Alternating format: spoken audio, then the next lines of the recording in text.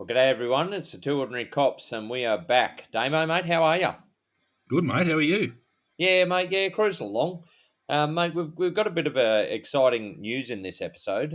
We got somebody coming on. I'll let you do the introduction, but before we go on, I just want to do a shout out to Paul because I think I forgot last time. He listened to our episodes, and he's basically lived around the Northern Territory quite a lot. He even mentioned he listened to Bob Rennie's one about Jabaluka Mine, and he was actually out there as a miner when all that kicked off. So I'll go through his stories a bit more in detail later on. However, mate, I think we need to pass over onto the guest we've got on today. So, do you want to do the introduction?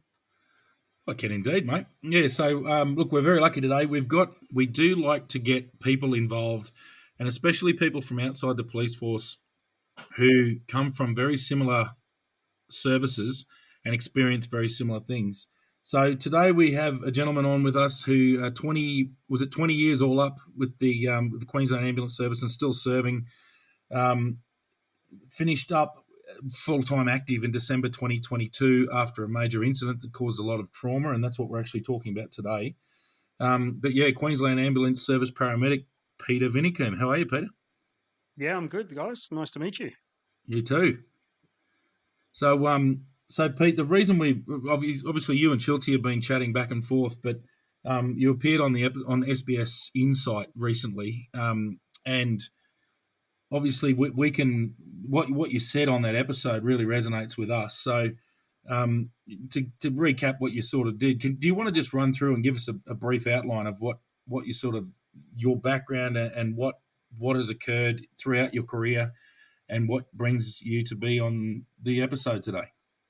Yeah, mate. No worries. So, I became a paramedic in 2005, a student paramedic. Where I started when it was the old school going through the service education. So it was the diploma. Obviously now it's a bachelor degree and all done through university. So I started at Brisbane at Roma Street, so one of the CBD stations, which was a really cool place to be a student. It was a fairly young cohort, but obviously stupidly busy, but great exposure to all sorts of different types of things, medical, trauma, drugs, the works. And, that might sound a bit macabre, but when you're a student paramedic, you've got to learn as much as you can, and the only way you can learn is by seeing and doing. You can learn so much in a textbook, and then you've got to put it into action. So it's a 3-year student course, and yeah, I don't know how many times I would have given Narcan when I was working at Roma Street. So Narcan is what we used to give for the heroin overdoses. Oh, heaps, just heaps, and haven't given it since I left in 2008. So it's all changed there. And then from there, I became the officer in charge at Barcaldine Station. I went out there and completely unseen, went to the sticks. The wife dragged the wife and 2 kids there, sight unseen, and it was a terrifying thing for them. They're all city slickers, so it was a big culture shock. But we were there for 18 months or so and absolutely loved it. Really good small community, single officer, which I'd never really done before. So you're on call. You generally in most single officer stations you work an 8 on 6 off roster, and you're on call for 24 hours a day pretty much while you're working. And then from there went to Hewenden, and then came over to Garoo. And so Garoo's a small little sugar town about 60k south of Townsville. Again, a single officer. So I've worked single officer since 2008. So what's that? 17 years, best part of 17 years. And so, which has its challenges. And the good thing about working in somewhere like Garoo is that you are fairly close to a major metropolitan centre. 60 k's from Townsville was quite good, so that backup was around. But whereas Hewenden and that, you're a couple of hours from anyone. So yeah, they're very different experiences. And then, unfortunately, in 2022, I was going good. I was one of the what I'd call the lucky ones, where I wasn't having any sort of mental health. I'd seen psychologists because there was obviously some jobs that were a little bit, not great.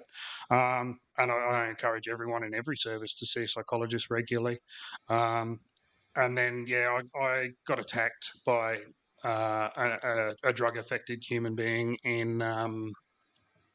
And very early in the morning, single officer, and I honestly thought I was going to die. It was truly life threatening and the scariest experience of my life.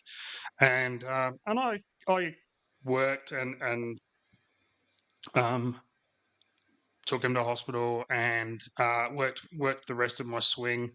And I was struggling to get to sleep. I was, obviously seeing his face, trying to go to sleep and things like that.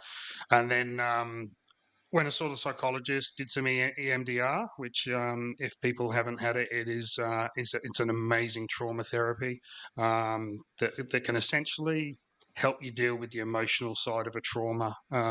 So I did that, and it was quite good, and I thought I was okay. And then I worked for a couple more, I think one or two more swings, and I just realised I wasn't okay. I was getting really short and cranky with patients, and I'm someone who I pride myself with my patients into patients. So we often get called to what we kind of think are ridiculous jobs, and they can be annoying. But again, I pride myself on being patient and explaining or treating or whatever. And I remember I went to three jobs in a row that I almost lost my shit. I said some words to patients that I shouldn't have, and I self-identified that I'm not okay. So I remember I rang my bell. I was on the way back from a job, and so so my final day working a shift. Okay, so going to get into some gory details, but my first patient was a deceased person who had 6 chihuahuas who hadn't been fed for a few days. So you can Oh imagine. dear. Yeah. Yep. So that was pleasant. Plus, it was outside, and in the elements, and that wasn't very nice. Uh, and then these chihuahuas were actually really friendly towards me, which when you see them eating a human body, you're kind of a little bit nervous when they run up to you, the old small dog syndrome. But Yep. so that I did that. I went to a man who the previous day, it was DV related, so it was actually mental health, because the previous day he had beaten up his pregnant wife, and they'd served a DVO on her, and then now he was suicidal. And again, I normally can put all my personal feelings aside. No, I couldn't. So words were exchanged that I wasn't comfortable with me feeling that way. And then the last one was just a silly job. It was just a person who thought by stroking her cat she might have gotten venomated by a snake that the cat had caught earlier, and venom might have been on her fur. And it was an ignorance thing, but again, it's their emergency, so I try not to judge that it's their what our version of an emergency and their version of an emergency can be very different. And but I lost my shit. I'm like, this is ridiculous. So, that was when I knew I wasn't okay. And then, I came back, and over the next sort of couple of months, I just went on a downhill spiral. Really depressed, really withdrawn.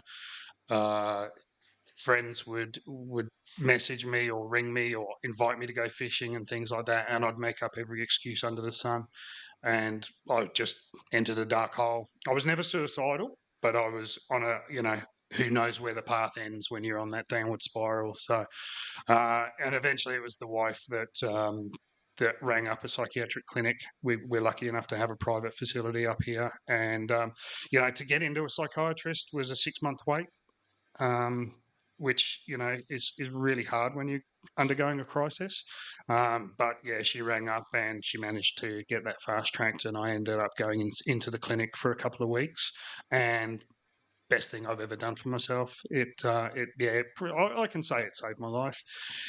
It was a circuit breaker where when you finish work, you lose who you are. You feel guilty. You feel ashamed because why am I broken? There's 4,000 other paramedics in Queensland alone. A lot of them aren't broken. Why am I? Why was I okay and now I'm not? And then you're angry because of the circumstance that put you in there. That I was attacked. You've got that moral injury side of things as well. And then what it did was it opened Pandora's box. So all these jobs that I thought were buried, filed way back in the filing cabinet of the brain, they started bubbling up to the surface. And I'd be driving around and I'm just getting flashbacks, all these geographical flashbacks, all these, you'd watch a movie or the news or whatever, and everything would trigger up these images in your head that you didn't even remember that you remembered. It was just they were so long ago. Some of them, some jobs were 15, 18 years ago, and you could smell them. You'd be there and you would smell them. Um, and I really struggled with just a real feeling of guilt. Um, I knew, I denied that I had PTSD for a long time until I went into this clinic and we did an inpatient trauma course.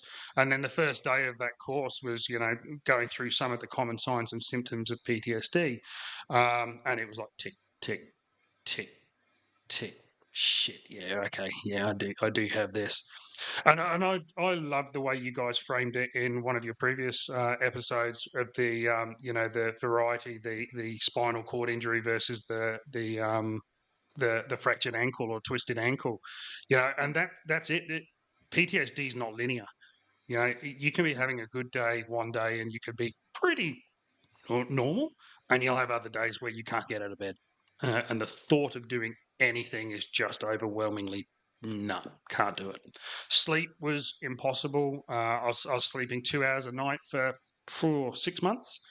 That was really, really hard. And if you don't get sleep, you're not getting better. Your brain needs to get better. So that was one of the priorities, was getting my sleep fixed up, and it needed medical help, medication help, and there was a lot of tweaking and stuff like that for that. But once you start to get your sleep under control, then you can kind of concentrate on other things that make you get better. It can be a really slow process. Yeah.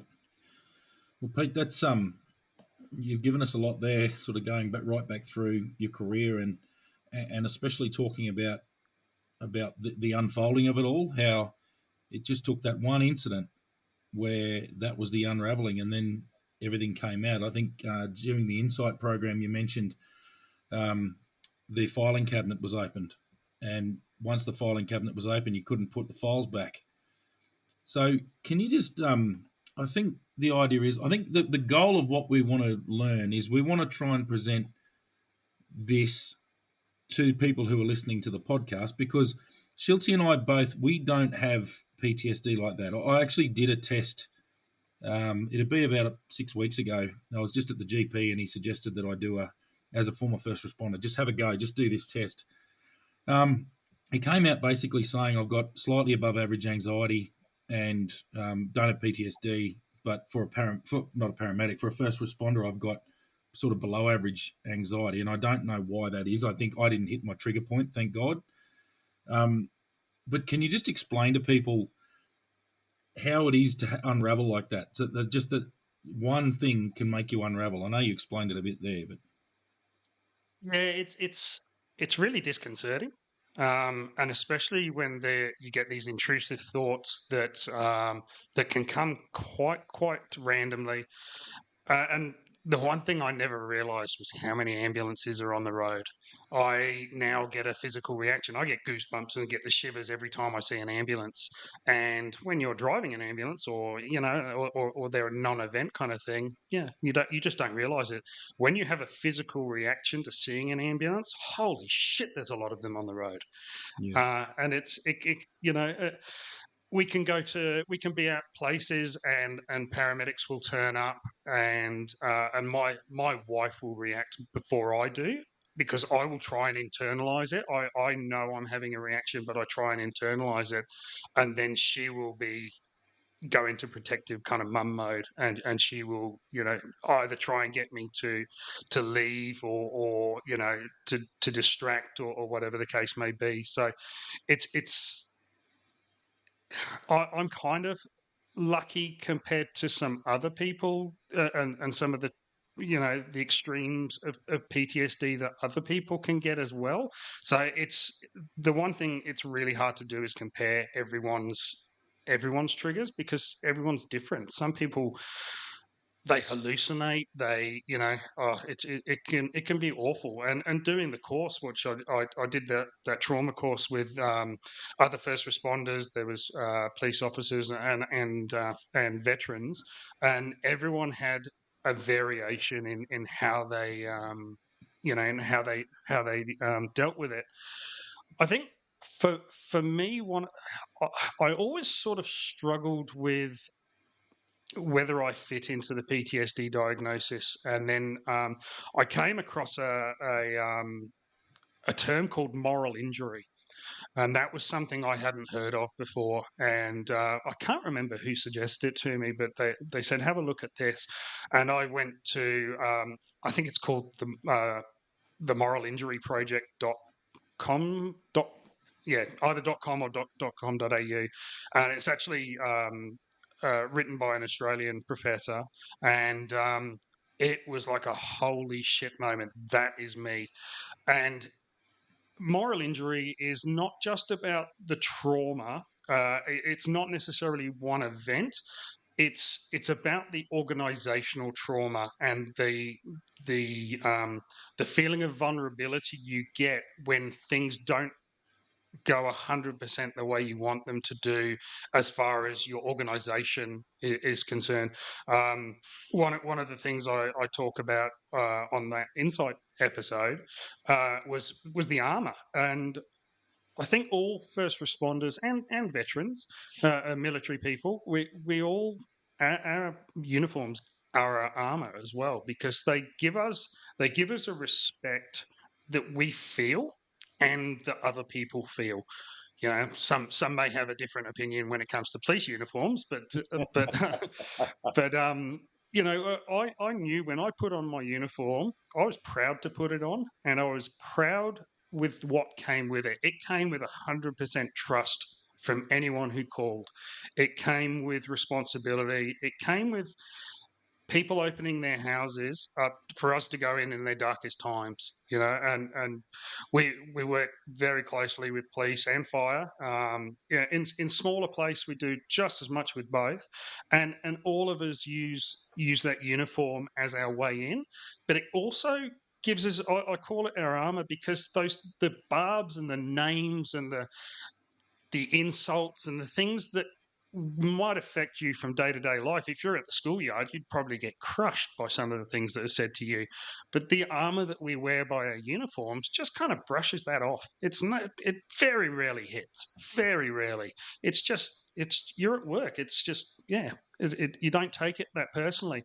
But unfortunately, when that armor gets a chink in it, and that can be from that your organization didn't react quite the way you wanted to, or that you felt let down, or whatever the case may be. It varies from people to people. And this isn't, moral injury isn't something that just affects first responders. It can affect you could work for Telstra, and it's likely, just as likely to have an effect. So I found that once those sort of chinks appear in your armor, the things hurt that you didn't realize hurt. And I think that's where it kind of opens up that filing cabinet of jobs that were deep and dark right in the back of the recess of your brain. They just get brought back to the surface. Peter, That's one thing you mentioned. Sorry, Schultzy, I've just right. got one question. Sorry, one thing you said, and obviously going back through your history, you said since 2008 you basically worked as a single station officer, so worked by yourself. Now you mentioned that your uniform was your armor. Well, us too. Our uniform or our plain clothes that we would wear as a uniform were our armor. But another piece of our armor was our team. How did you find not being part of a team and not being able to share that experience? How did that? Do you think that added to it? 100%. I remember one of the first. I don't know if you'd call it lucky, but I went a long time before I had a patient physically die on me, as in they were living when I got there and they died before I dropped them off. I'd had plenty that had gone into cardiac arrest, before I'd got there or after I'd handed them over or whatever the case may be. And I remember, so I went, I think 9 years without having somebody actually arrest in front of me. And then I had two in 2 days. And I remember going back to the station and you just question, what did I do wrong? Everything that and we're all our own worst critics in these sort of situations. We all question what could we have done. And the problem is that when you've got somebody there, when you're driving back to the station or you're driving wherever, you go for a coffee, you just have this informal debrief. You crack dark jokes, you do some very inappropriate jokes that public would be horrified if they heard a lot of our stuff. But Oh, it join is that part of team. our, Yeah.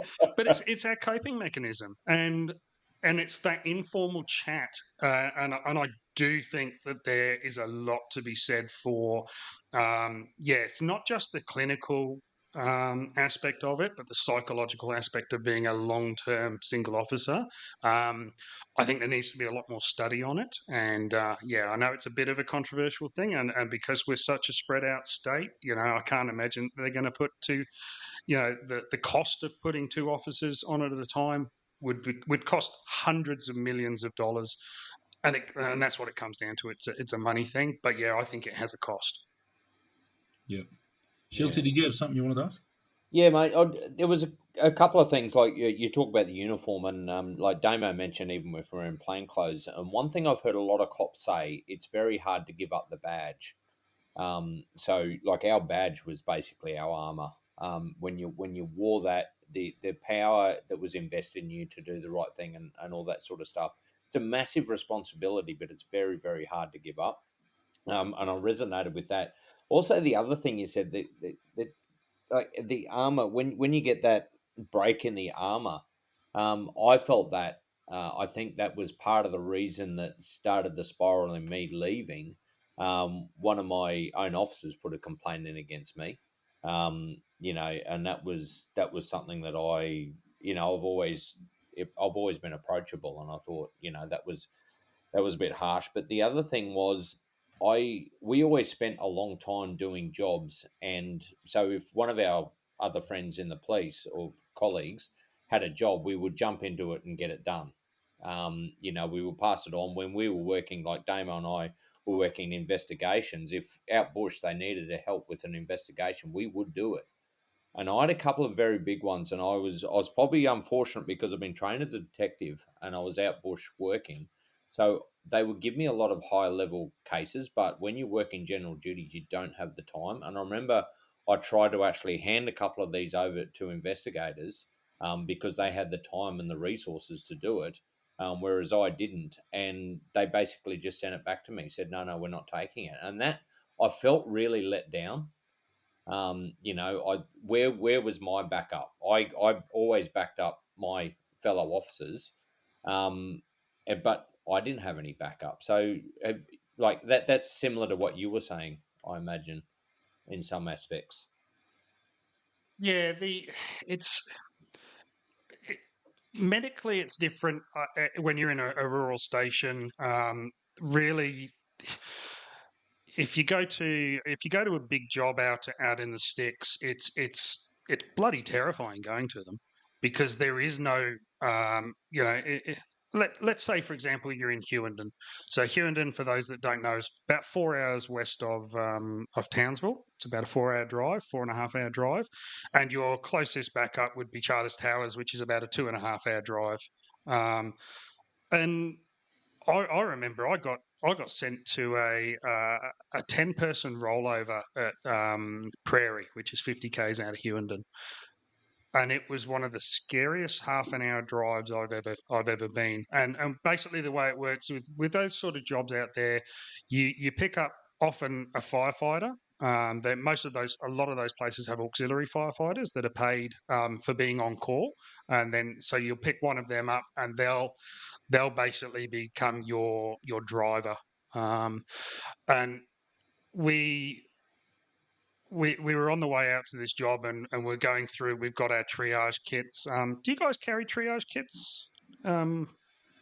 No, look. The police, generally speaking, there'd be a first aid kit in the vehicles. I worked in City Safe in Darwin City. We had a little bit more of an advanced trauma kit, and we had oxygen as well for drug affected or alcohol affected people. But we relied a lot on paramedics or remote area nurses. Yeah. Well, yeah. So we're on the way, and basically a triage kit is something we use when we get there, and the colours are essentially black, which is no good, red, which is critical, yellow, which is not walking wounded, but not dying, and green, which is what generally a walking wounded, and that could be a broken arm, which still hurts, but they're not going to die from it, and they can actually walk themselves away from a scene. So I'm going through with the fiery on how to do that, and we rock up to this scene, and there's a minibus full of 15, 16-year-old kids that have rolled over, and yeah, there's a few relative injuries, but no one critical. But there's also 2 off-duty paramedics and 2 nurses there, Wow. and you're like, with 350 k's from from a major city, there's off-duty nurses and paramedics everywhere. Yeah. And Oh yeah. they'd done all the triage, they'd done everything. I got there and it kind of messed with me because I'm like, oh, I was about to do this and now that's all done. So yeah, there was off-duty paramedics everywhere, and we don't we don't have powers. We don't get sworn in as paramedics. We're now under ARPRA, so we're registered paramedics, but our ability to carry drugs and administer drugs comes from our employment, not from our title. So if I'm always hyper vigilant when I go out, and if somebody goes down in front of me, then I can't not do something, even though I know it's going to have a cost to me later on. Now, it didn't used to. I went to the Jimmy Carr concert, the comedian. I went to his show up here a couple of years ago, about 18 months ago, I think it was. And unfortunately, somebody in the crowd had a cardiac arrest just before the show, and ended up doing CPR. There was a few people going over there, and I went over, and security said, no, you can't, we're good. There's people there. And then, so I went back and sat down, and the wife was telling me not to go. And I'm like, oh. And then I saw them doing CPR. And like, well, I've got to go. I've got to help. So I went over there, and I just basically barged my way past to security. And there was a couple of people there, and they were like, I said, oh, hey guys, can I give you a hand? And they said, oh, what do you do? And I said, I'm a paramedic. He's like, oh, thank fuck for that. I'm a copper. You take over. Yeah. And so basically, yeah, ran the job until paramedics arrived, and then ran the job with them. And then, look, if he was anywhere else, we wouldn't have transported. But being in a public setting like that he was transported. And then I spoke to his daughter and basically told her, that the outcome's not looking great. And then I had to go and sit down and try and do a comedy show, and that Oh was bloody hell. Jeez, yeah. yeah, it was one of those things that adrenaline kicks in, and then I would have felt worse not going and not helping.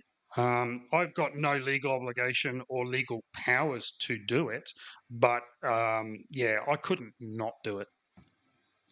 No, I think that's something that resonates with Well, certainly with first responders worth their salt, but I even think just good humans. Unfortunately, we live in a world where people whip their phone out and film things. Well, I know that's certainly not the way that we generally think. It's generally jump in and do your thing. I'm actually surprised you didn't do the paramedic thing and say, no, you're doing excellent compressions. You keep that shit up. That's what we used to get. Yeah. Well, I guarantee you, I didn't do compressions on him. No. Yeah, no, I always laughed at that. It was pretty rare for the paramedic, but that's fair enough. I mean, normally the paramedics had the drugs out and all the rest of it, and it was like, if we can get a few people pushing on the chest, that's always handy. But yeah, Absolutely, and that's why we always made sure fireys, mainly fireys, because police are often too busy, especially in metropolitan. Well, pretty much anywhere. I don't think there's any such thing as a quiet police officer anymore. But the fireys used to come, and yeah, they were great because they would just. The biggest issue we'd have early on was getting them to rotate CPR because they'd just want to keep going forever, and you'd be like, no, you've done 2 minutes, next person, because there's so many studies out there that it doesn't matter how strong you are, you can't do effective CPR for longer than 2 minutes.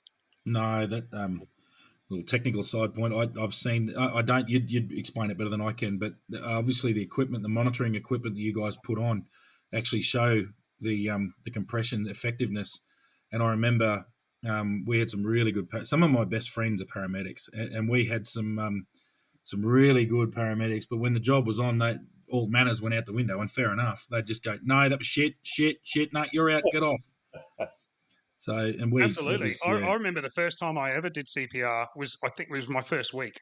My first week as a paramedic, I will never forget. I had to pick a baby out of a toilet that was stillborn into a toilet. It was about 32 weeks. And I did CPR, and I remember the first time I did CPR and I broke their bones. You break ribs. If you're doing effective CPR, you will break ribs because the job of the ribs is to stop the heart being hurt, and you're trying to squeeze the heart. So, effective CPR, you're gonna break some ribs. And I remember doing it, and then naturally you go a bit lighter, and the critical care paramedic there was like no deeper, and and it was a real learning experience. There's nothing. CPR is an easy skill, but bloody hell, it's a violent skill.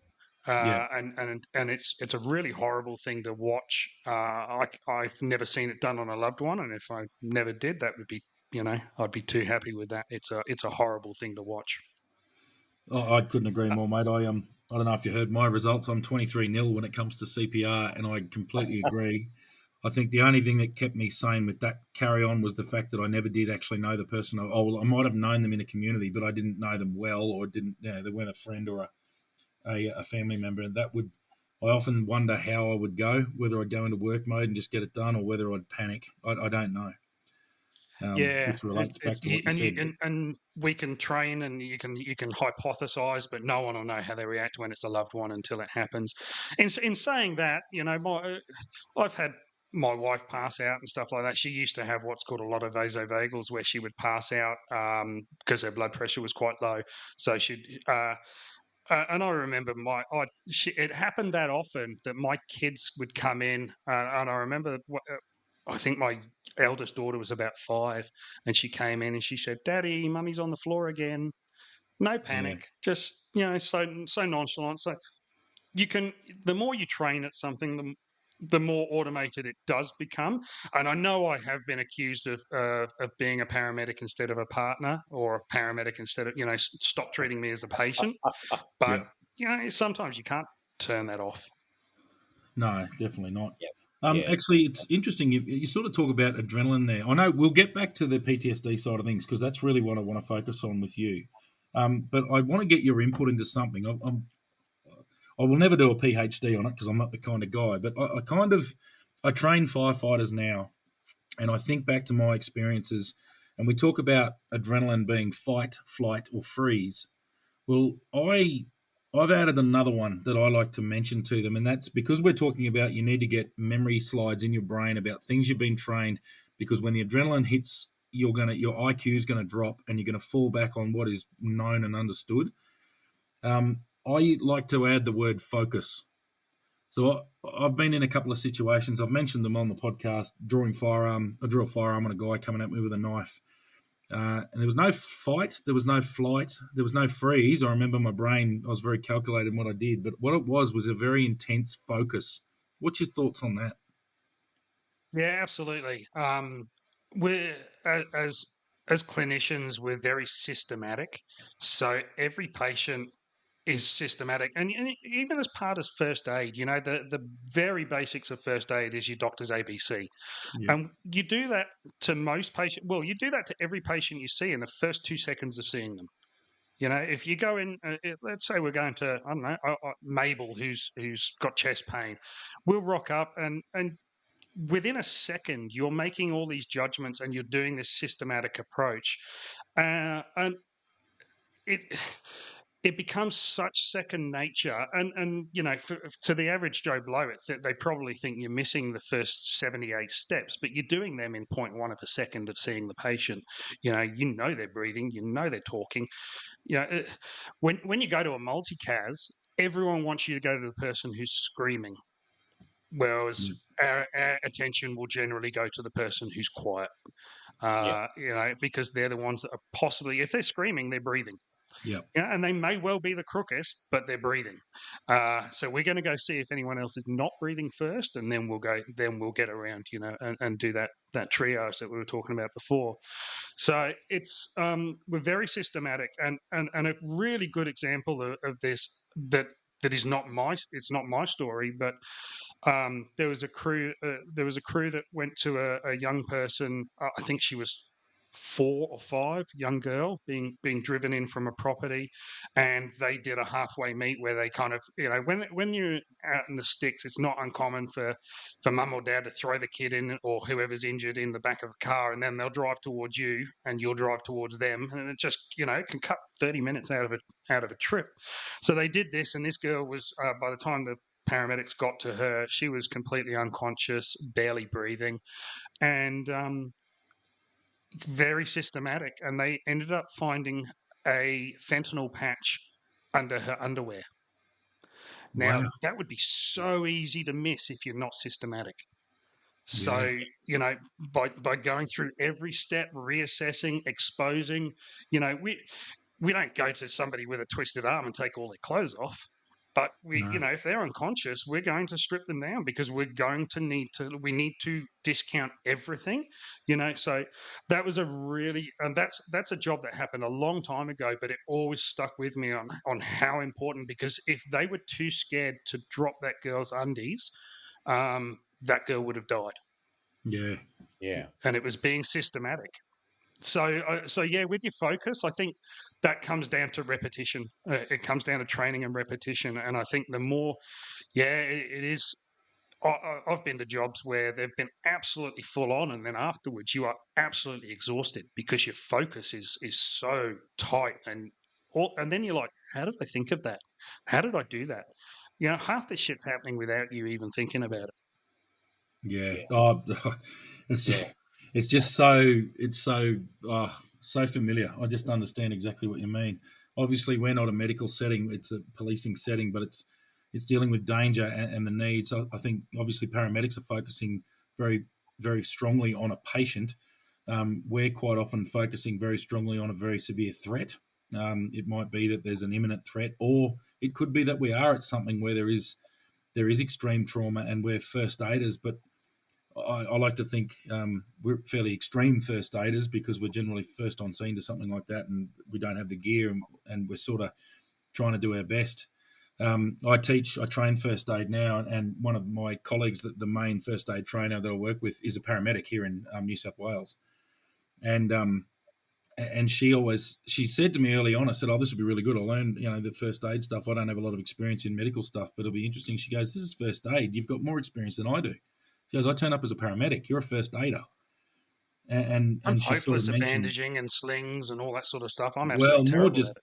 holding, more just holding stuff together and saying, "Don't get up, stay where you are, stop moving. The bloody ambulance will be here in a minute. For God's sake, do I have to handcuff you?" Or just Yep. full on CPR on a person who's more than likely already deceased. That was a lot of what we did. Um, Obviously, we turn up to a lot of high One of the level things that trauma. we did working with the police is that especially if we're going into like a pub or something like that, then we don't when we know the police are there, we don't have to have eyes in the back of our head, Yeah, whereas we do when they're not. So by having police there just to be our eyes, it allows us to fully focus on the patient, because the amount of people that are getting hit or hit from bystanders rather than, I don't know the stats, but I would have to say that majority of the incidents of the assaults are not from the patients; they're from bystanders. yeah, So having police there, it just allows us to focus. And working single officer, most of the time the police were single officer as well. Sometimes they were in two, but often they were single officer. And it wasn't uncommon for me, if we go to a job and it's a mental health or whatever, and the cop is getting hands on, well, I'm not going to stand there and watch, just cheer you on and hope you do well. You get involved and you help pin them down and get them restrained and things like that. So yeah. while we've got no training for that as such, I think you've got a moral obligation to help. We're not going to go running into somebody with a gun, but if you guys are wrestling, then we're certainly going to give you a hand. Oh, mate, I've seen that on a number of occasions, especially in the mental health area where you're talking about there. If we were restraining someone, quite often a paramedic would come flying over, and all you'd hear was sharp, and then whack. You see Yeah. the needle going in, you go, oh, thank God, the Mm. dazzle is there. So, we were always really grateful. We worked really well. Actually, in Catherine, we've mentioned him previously. There was a very well-known paramedic. He was a good friend of a lot of coppers. He went very hands on with a number of offenders to protect police a few times. Yeah. And we thought he was the best thing since sliced bread. He was just such a good, practical fella. He just knew how to solve a problem. So it's one of those things. First responders solve problems, and often problems that a lot of other people would not want to get involved in. Absolutely, yeah. And I heard your episode the other day talking about the mental health, and mental health is something that our two agencies especially collaborate in a huge amount. In Queensland, where ambulance are the primary agency, and police are there for safety and security, and sometimes it can take hours. I would much rather talk to a patient for an hour than jab them with a needle and a sedative that can, there's risk to every medication. You do not know what the reaction is going to be. So if you don't have to put a medication in them, then if you can talk your way. And I've been on scene for hours with a patient where they're right on the precipice, and you're just trying to stop them going nuts, Yeah, violent and things like that. And you'd rather spend an hour or two than them do something that they could end up regretting for the rest of their life. Uh, it's funny because with the powers that we have under the Ambulance Act, I think I heard you mention it on a previous episode, that sometimes it's our act that enables you guys to go hands on. Yeah. And I've had it in the past where I've had a fairly inexperienced constable who's refused to handcuff a patient, and saying he's got no grounds. And I'm saying I'm directing you to do it under the Ambulance Act, and yeah, under the Ambulance Act, you are allowed to do pretty much whatever you need to do for the safety of that, for the safety of that patient. Yeah. And it ended up he actually ended up ringing one of the district duty officers, and they were basically, yeah, do what you're told.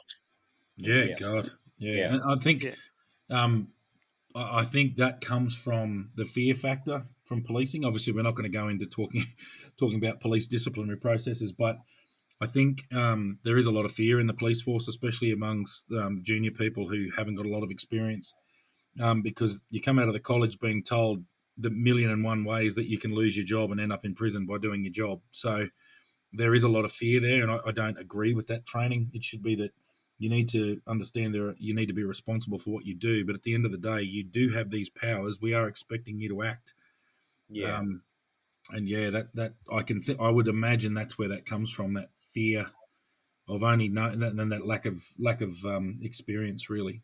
Yeah, well, Absolutely, absolutely. before we move on there, like, yeah, Damo, you're exactly right.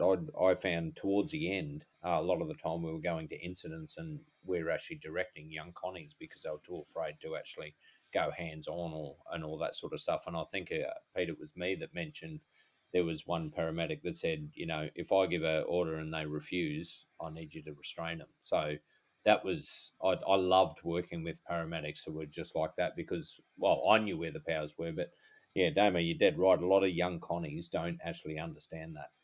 No. But Pete, the if you don't Ambulance Act mind, is the Ambulance Act is such a strong act.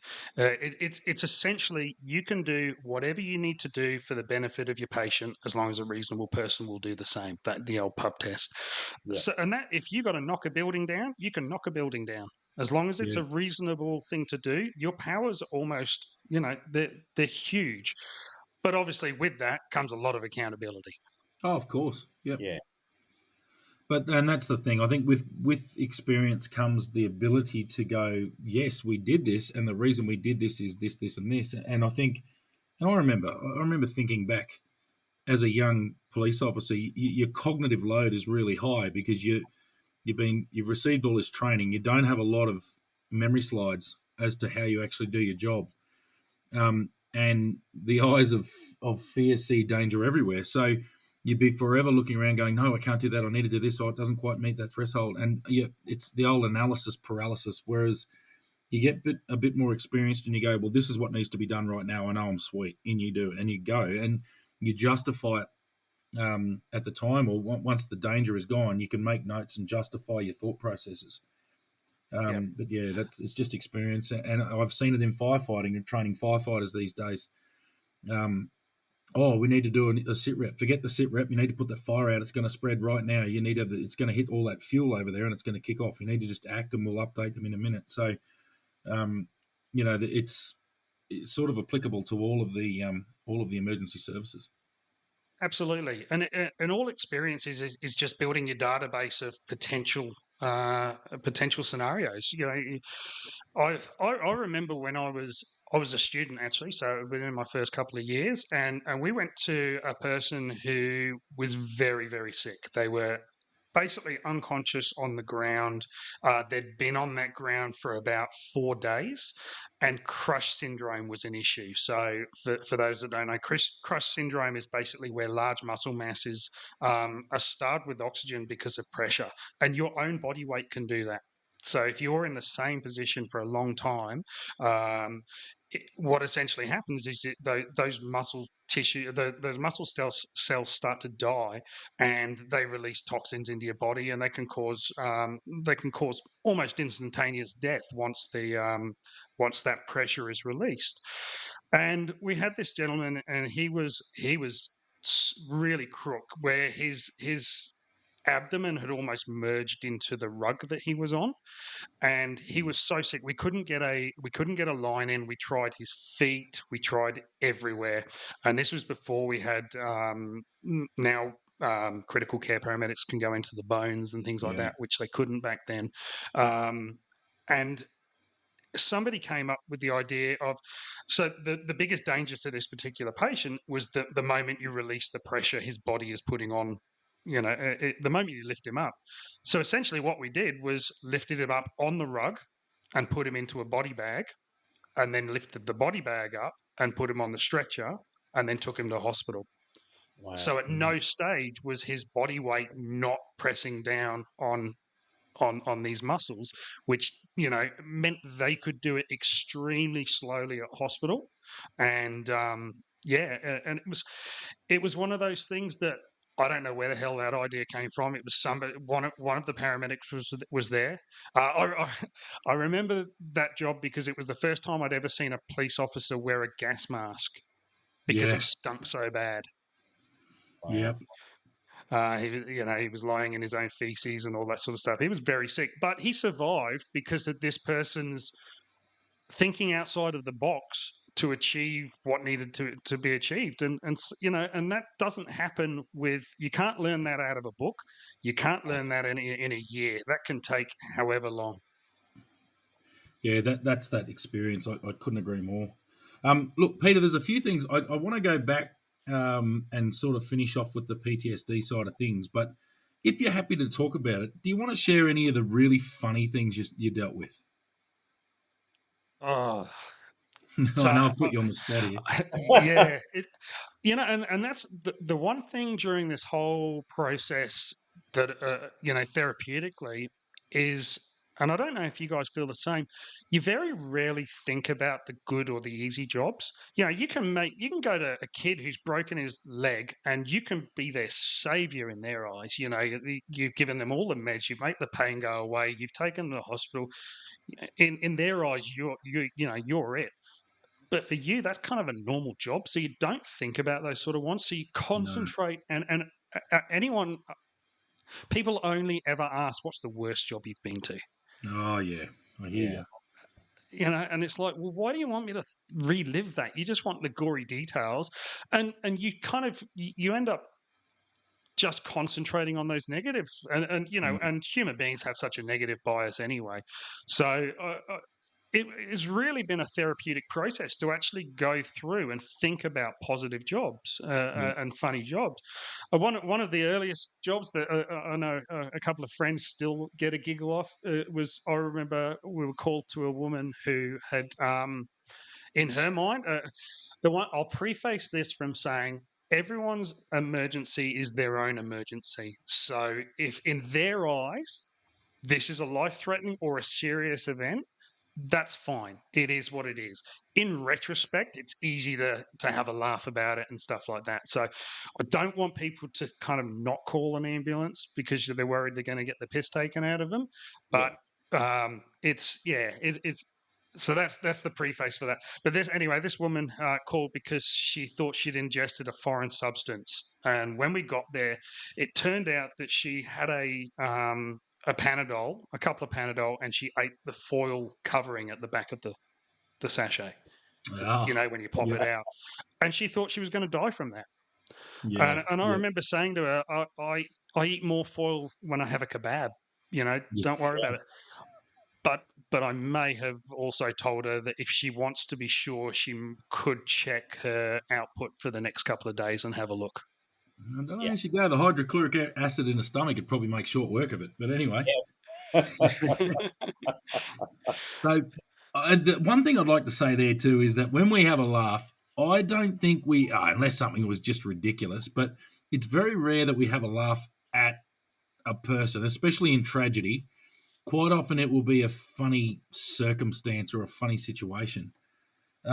We certainly have taken the mickey out of people who was, just absolute grubs. But yeah, it's normally the humour comes from a circumstance or something that's occurred, or it might be taking the mickey in a fun team building way with other people. It's very rarely. It's not funny when it's bullying or anything like that. And did you find and that's the same with paramedics? 100%. And it's Yeah, also something that's developed. I remember we went to a debrief for a particularly bad, it was a murder, and it was a couple of people ended up dying from this particular scene. And we did a debrief, a big operational debrief a couple of days later.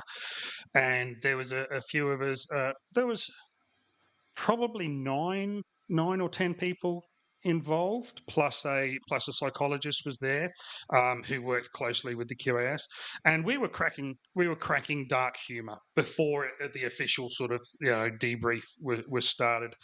And there was a young female paramedic who got up and walked out, and she was really upset. She was crying, and she was probably 2 months out of yeah, of yeah, finishing her student program. And it was at that moment, as a manager, that I realised that, oh shit, this is it's a developed coping mechanism, but it's not. We've really got to be careful who we say it, and you'd never say it amongst the general public. But you've also, that was the moment I realised that even new paramedics or new police, new veterans, it's a developed skill that happens over time. yeah. Yeah. Definitely, couldn't agree more. Yeah. Look, if you don't mind, Chelsea, we might move on a little bit, Pete. Now you mentioned during the Insight program, one thing you did say was that you have a love-hate relationship with the word resilient. Yeah, resilient is I do, because resilience is such an individual thing, and I think it's used as a political weapon. It's often used, I think resilience as an organization is often pushed back onto the individual when the organization should be supporting more, and that comes down to that moral injury that I was talking about earlier. I think, politically, if a town's counted as resilient, they're often left alone to fight for themselves and forgotten about. I think it's a political weapon. But we don't know how resilient we are. And No. resilience is, we don't, if your worst experience in your life is stubbing your toe and breaking your toe, then that is the worst thing that's ever happened to you. Whereas you're brought up in a war torn thing whose family's been bombed, and people are missing limbs, and that's the worst thing that's ever happened to them. But for each individual, it's still their worst thing that's ever happened. So I think to say somebody is resilient is, it just means they've got past the worst thing that's happened to them, but that can vary so much on what that is. That's actually brilliantly put. I completely Yeah. agree with it.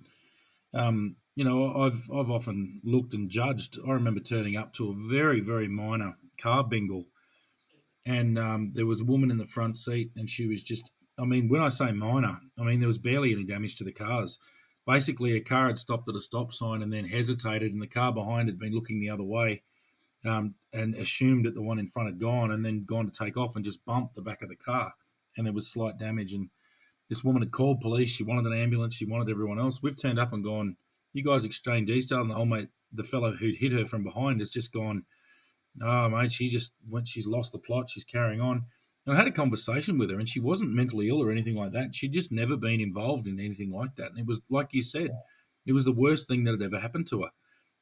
To us, it would have been the most minor job we went to all week, but that was just her experience. The ambos turned up. We very quickly got rid of the ambulance, because obviously ambos in the Northern Territory they're very, very rare because of how busy they are. So that was that sort of sums that up. Her reaction was rather extreme for what we thought of the job, but you make a good point.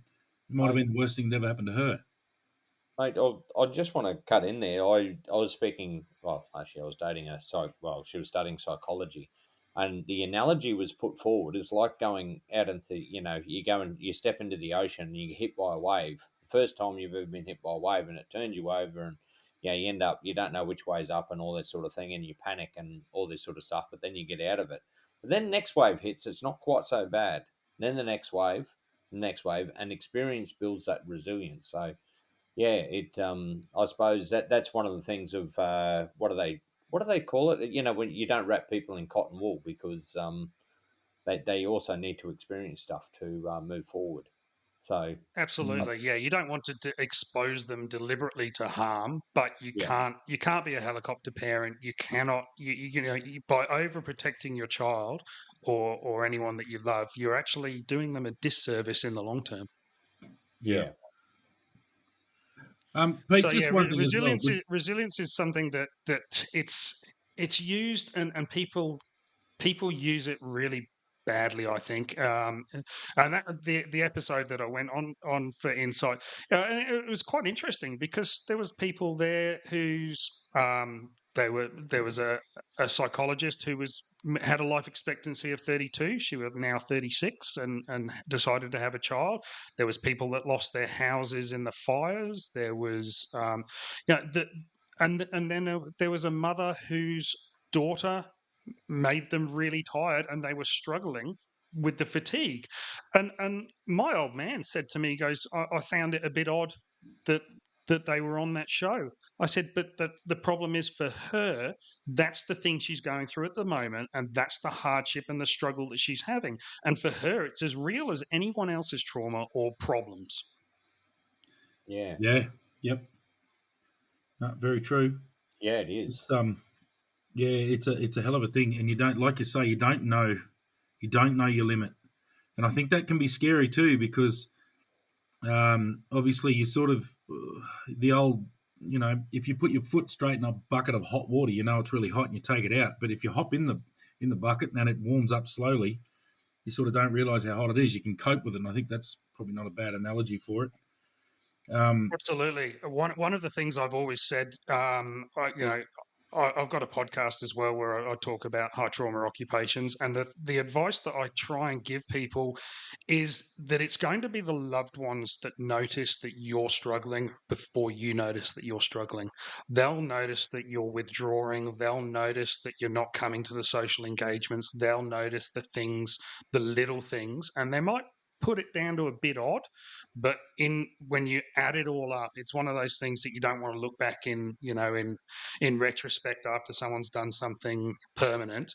But it's often the loved ones or the spouses or the really close friends that will notice that people are really struggling because, like the analogy of the water heating up is it when it's happening to you, you often don't even know it's happening to you. I knew I was depressed, but I didn't know I was clinically depressed when it was happening. Yeah, Yeah. yep. No, it's a hell of a thing that, and actually that leads me on to my next question. And you made the point during the insight, it was kind of the last point you made. You said when you were forced to medically stop being operational within Queensland Ambulance, you said the loss of identity was an enormous impact on you, and also that status was taken away. So what you said earlier was you're very proud to put that uniform on, and I can relate to that too. Now, my circumstance is different. I left voluntarily. It was just my time. We needed to move for different reasons, for family reasons. But um, I can completely understand what you mean by that loss of identity because I was Damo the copper. People introduced this is Pete, this is Johnny, this is Simon, and this is Damo. He's a cop. The same thing happens to doctors, to nurses, to firefighters, all your first responders or soldiers. You get introduced and then they name your occupation. It certainly becomes your persona and your identity, and you're very proud of that. All of a sudden, it's gone, and I know I had a little bit of a struggle. But do you want to just outline what your feelings were there? Yeah, absolutely. I'm a very introverted person, and leading a conversation with and what's when you say g'day Damo, I'm Peter. The next question, 90% of conversations, what do you do for a crust? Yeah, And then it Yeah. becomes, and when you say a paramedic, it's an instant conversation starter. And now I am absolutely shit at small talk. Put me in the uniform and I'll talk to anyone about everything. But out of the uniform at home or in a social environment, if I don't know you, I'm the one sitting in the corner, not really talking to anyone.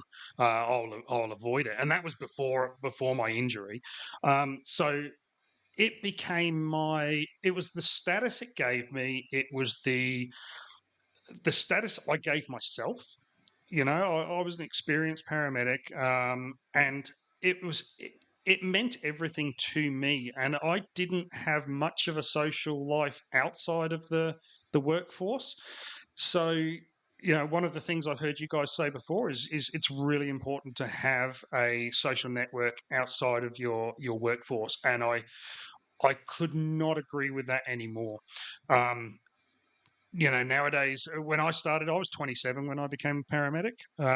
Nowadays, most of them are coming out and they're doing their degree straight from uni, and they're coming out, often still on their P's, and they're 20, 21 years old when they're out in the wide old world. And the first, I remember my first week going, Jesus Christ, there's another side of life that you don't realize how well you're brought up and how privileged your upbringing was until you enter the other side and see how some of the other people in society live. And you're like, holy crap.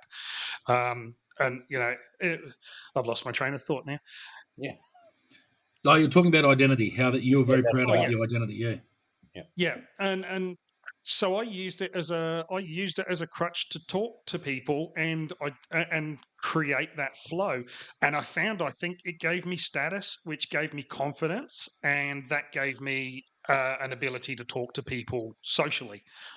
Then when that was gone, um, it was I didn't have that anymore, and it was like, okay, and it got to the stage where people ask me what I do, and technically, even now, I'm on work cover right now, so I'm still employed. I'm still a paramedic. I'm still a registered paramedic. So technically, I can answer with the words I'm a paramedic, and sometimes I do, sometimes I don't. But then you've got to kind of say, do you want to go down the story of why you're not doing it anymore? And I think that just depends on the circumstances.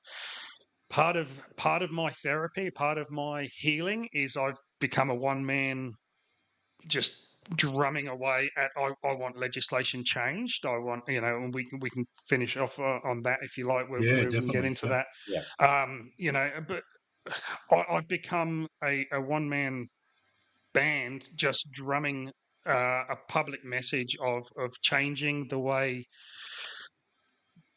first responders are treated. Most people don't know when first. And the problem is we are employed by our states, whereas veterans, army, defence force, they're obviously federally employed. Obviously, there's Australian Federal Police and things like that, but the vast majority of first responders are employed by their states. And when we're hurt by our service, if you can't go back to work, essentially, it might be slightly different in various states and territories, but in Queensland, you go off work and straight away your pay drops to 85% of your normal weekly earnings. So you're injured and then you get a 15% pay cut. Then after 6 months, it drops to 75%. Now, it's quite a well-paid job. It's not uncommon to be paid 150 grand with overtime and extensions and stuff like that and all the allowances. So you can earn good money, but you're working a lot of hours to do it. Mm-hmm. There's not too many people that can take a $40,000 pay cut overnight and be comfortable with where they're at, because their lifestyle is, and their debt and everything is about, what they've budgeted for. Nobody budgets that they're going to get injured and going to get 25% of their wage taken away. Then when you hit 2 years, if you're still on work cover and they haven't finalised it, which is my case, by legislation, unless your indicative disability is over 20%, and 20% is a really high threshold to get to, you get put down onto the disability support pension. So my current income through the work cover is $570 a week. Yeah, wow. Which is really tough. Yeah. Now, I have private personal income protection, and without that, I'd be bankrupt. Yeah. But that shouldn't even be an issue. It shouldn't be, I shouldn't be penalised because my injury is taking a long time. And there's people that never recover. There's people that can be bedridden.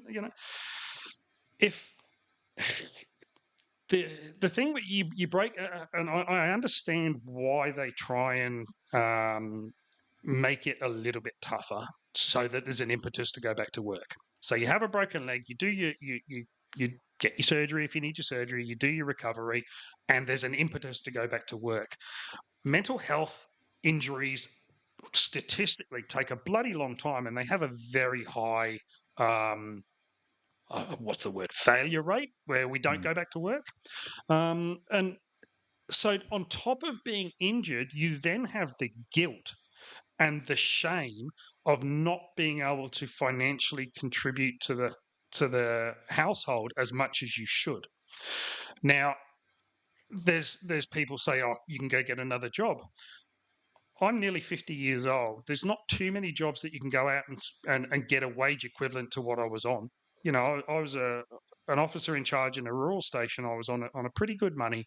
There's not I'm not qualified for anything else. I don't have a degree. I don't have, all these things.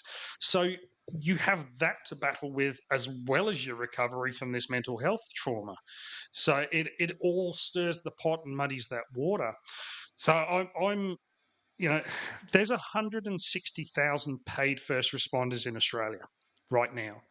There's 60,000 paid Defence Force members, and they deservedly get looked after, and I don't want them to miss out on a single cent that they get. But I can argue, and I think most people will agree, that the average first responder will see much more trauma in a career, even if it's a short career, than the average Defence Force member. So we need to look after our people who are hurt in the service of their community. Police officers see some of the worst shit on earth, and I used to and ah between being a copper and being an ambo, and now that once I became an ambo, I'm glad I never went down the police, because I think we deal with like 80% idiots. You guys deal with a hell of a lot higher than that, and you've got a gun. So it's something that I've got mad respect for the police and the fireys. We work collaboratively with them. I've got good mates that are fireys as well. But the problem is that when we're hurt, and there's enough trauma that's going to affect everyone differently. As your analogy, that twisted ankle through to the broken spine, it'll vary to what effects it'll have, but it will affect everyone who does those jobs. We should be looking after those people, and I think the general public 100% support that. The problem is that because we're paid by the states, and it generally needs federal oversight.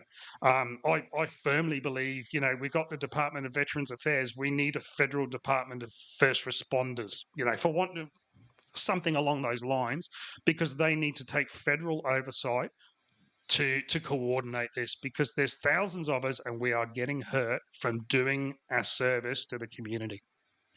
Yeah, Pete, I couldn't agree more there.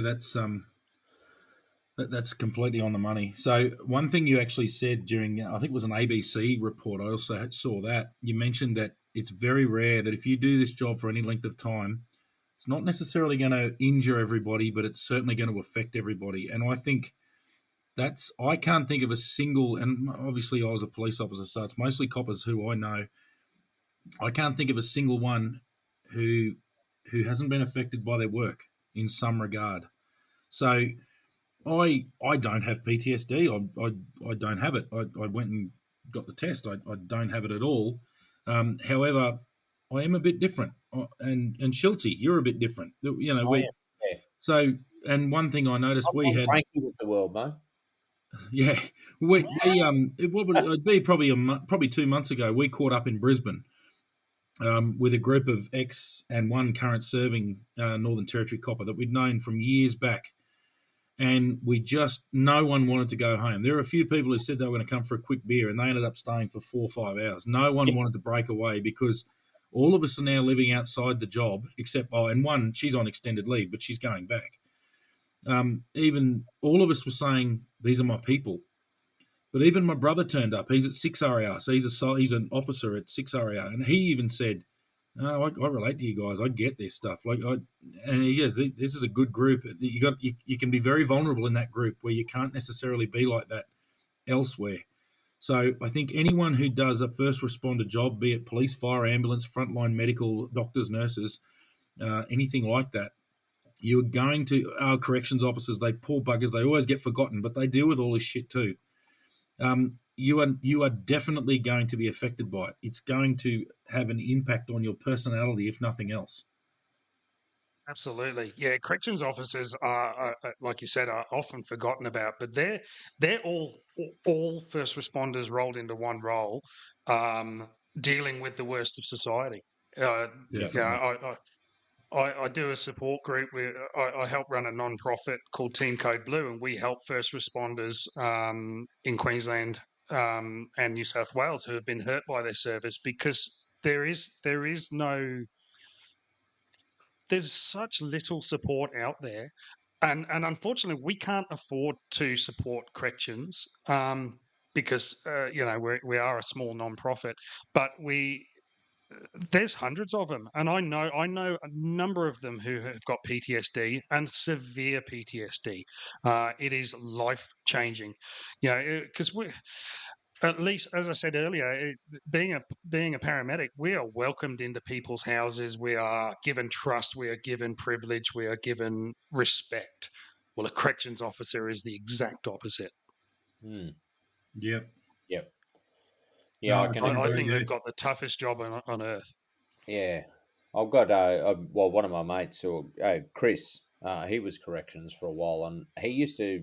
So when I was a cop, he used to talk to me, and oh, you guys just deal with the worst shit. And I said, actually, mate, no, you deal with the people, the worst of the worst that we put away. I said, we still help the little old lady getting across the street, or getting a car parked and all that sort of thing. So we see a little bit more, better than what corrections do. Poor corrections officers, they just get lumped with the worst shit that we deal with. Yeah. Absolutely. Yeah, Yeah, I've it's a got real job. a massive amount of respect for corrections officers. Well, Pete, look, I'm just so happy we got you on. This has been really good, and it's been excellent to get such an in-depth report, basically from a different first responder, from a different agency. And I think the one thing that's resonating with me is that you're right, that we really do need to do more in this country to help people out. I mean, the injury has been inflicted by your service to the community. It was not something, you weren't being reckless or anything like that. You were just doing your job, and as a result, you've now got a mental health injury. So um, I think that resonates a lot. Another thing I take away is just how bloody similar the experiences are between first responders and between and defence. I'll loop them in as well. Just that you talk to guys who've come back, and the other thing is a lot of veterans or a lot of people who are ex-defence end up becoming first responders in the community as well. It just seems to be that calling to service and whatever changes. But I'm just so happy we got you on. It's been really good. What are your thoughts, Schultzy? Yeah, mate. Peter, I was just thinking, mate. Do you want to give a shout out for your podcast? And so we can get Absolutely. Give lots it of a plug. stuff out. Yeah, yeah. Give it a plug, mate. Yeah, cheers, mate. Yeah, so my podcast is called Beyond the Call: Experiences of High Trauma Occupations, and I do long format interviews or conversations with people in high trauma occupations, such as ours, first responders, um, but also ones outside of the box that people don't think of. I've had an escort on there. I've had an NRL referee on there. Things that people don't think about, but they're still highly traumatic. The amount of abuse a referee gets, and Yeah, guilty. probably I've for done it. me, Pete. Yeah. Exactly. So so I try and my show is it's probably a little bit more deep, and dark than yours. Yours is always a light-hearted conversation, and I've really appreciated listening to. I've listened to every episode of yours, and I really appreciate it.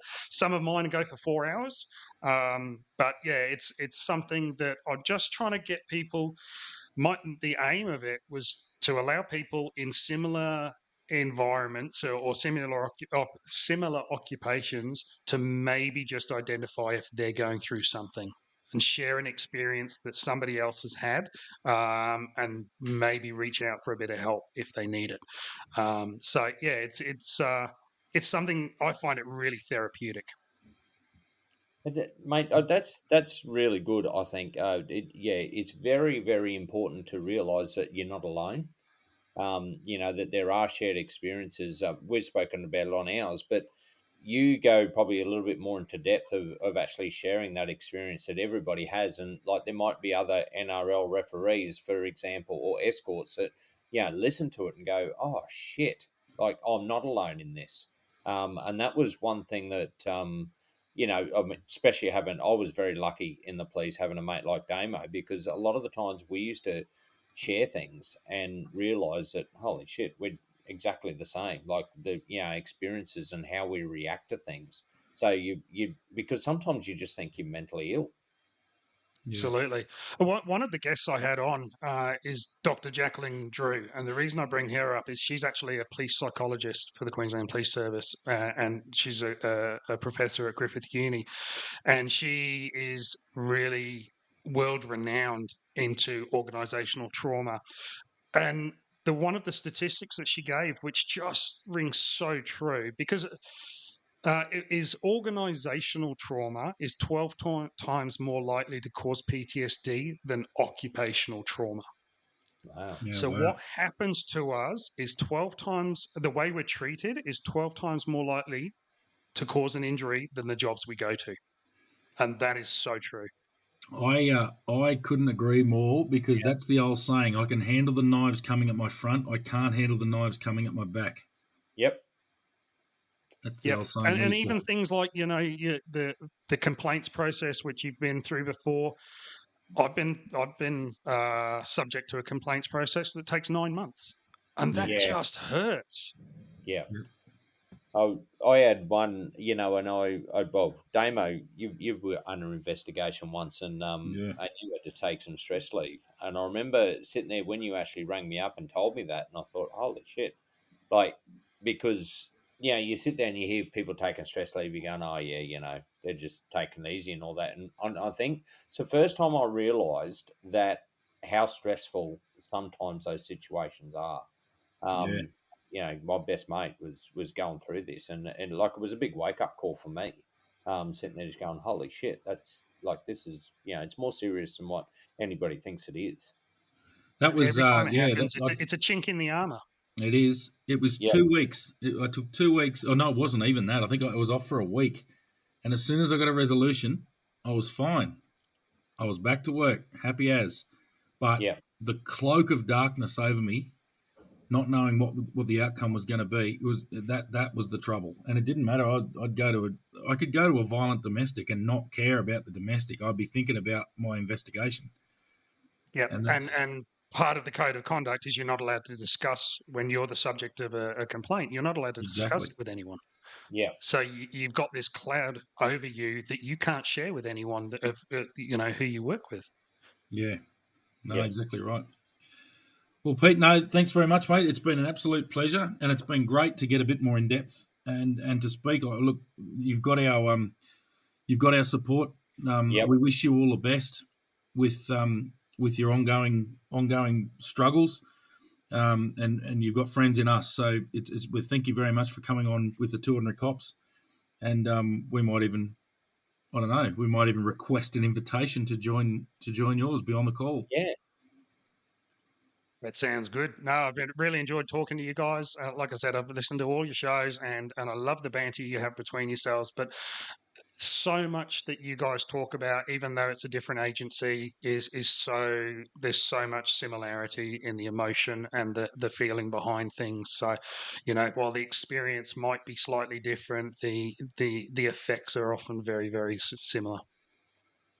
No, we appreciate it, mate. I couldn't agree more. yeah. Thanks for reaching out, Pete, and like so a lot of the stuff, especially a lot of that stuff I see on your Facebook and stuff you sent through is I think it was the American cop, sitting there talking about how you get shot in the line of duty or get injured in the line of duty, and everybody's around you and caring, and you basically get a tunnel where people are clapping and giving you everything, and then suddenly somebody goes away on mental health leave and everybody's quiet like it's crickets, and that's Absolutely. that one really hit me because I'm going, you know what, that's dead right. We should be looking after those that have been struck in the job, by PTSD or depression and all that sort of stuff. We need to keep an eye on that a lot closer than what we do. Yeah. I just want to talk, sorry to extend a little bit. There's a gentleman called Peter Solomon, and he unfortunately passed away in January. Peter Solomon was the officer in charge of Texas Ambulance Station, and he was awarded the Ambulance Service Medal, which, for those that don't know, is pretty much the highest honour we get as paramedics. The equivalent would be the Australian Police Medal for police, and it's a federally awarded medal that gets given by the Governor General in a ceremony, and he was awarded that, and then a couple of months after that, developed some pretty severe PTSD, and he got to the stage where he was denied a disability support pension.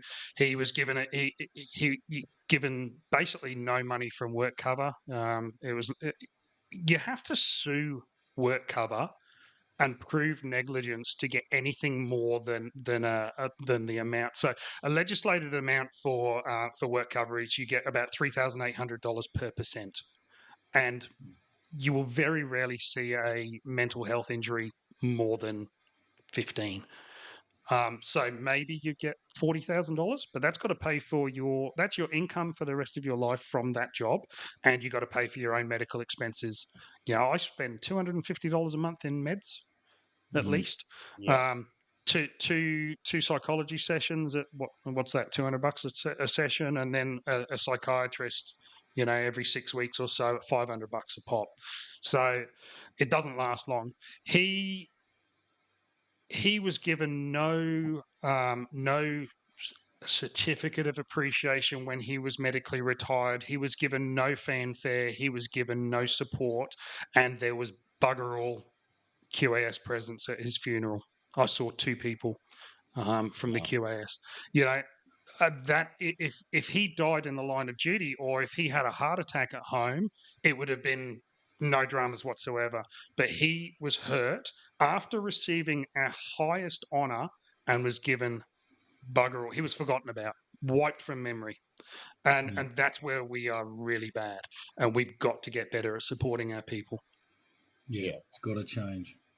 Yeah, definitely.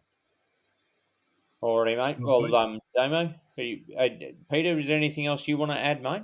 Like I said, mate, we can go as long as you want. No, I think there's always more stories to tell. So obviously this one's been a bit all over the shop, but mainly on the PTSD and that experience. But there's always stories to share, and especially police and ambulance doing jobs. So we'll do it again in the future. Definitely. Yep. Thanks very much, Pete. All right. Thanks for having me on. It's been great, guys. Well, Schultzy, that's it. The Two Ordinary Cops for another week, mate. It is, mate. Yep, this is us signing off. And well, for all those listeners that actually like a longer episode, you're going to enjoy this one. And the amount of information and just a different view, which aligns with ours, but just from a different perspective, is really important from Peter. So, Peter, thank you very much again for coming on. And, hope you all enjoyed it. And we'll Pete, sorry, Schultzy, just to finish off, have you tracked down our elusive mate in the Northern Territory yet? No, I haven't, mate. We might have to get the paramedics, the fireys, and the police to actually track him down. But don't you worry, mate. We got to get a hold of Dave Musgrave. We're more likely to interview a family of Tasmanian tigers than 5 You'd have to wake the fireys up, wouldn't you? Oh, that old chestnut. Yeah. Oh, dear. Oh, hey, well, Peter, you know why there are police. Why is that? So forests can have heroes. Yeah, I've often said that one. Yeah, paramedics exist, so fireys can have heroes. Oh, God, love it. I do miss the banter. I do miss it. Yeah. On that fine note, gents, it's been a pleasure. It has. All right. Thanks, we'll guys. see you all next week.